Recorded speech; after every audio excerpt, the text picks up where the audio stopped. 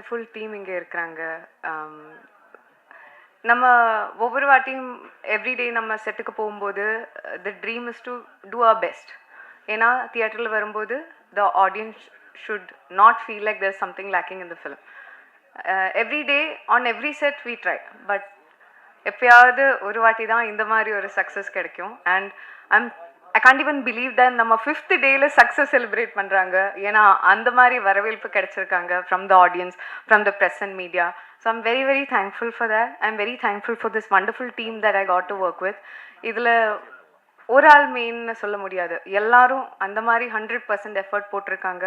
So thank you to my entire every single one of my technicians, every single one of my cast, my hero and producer Vishnu sir, Aishri Vel sir, my Tangamana Chalamana director my Challa sir.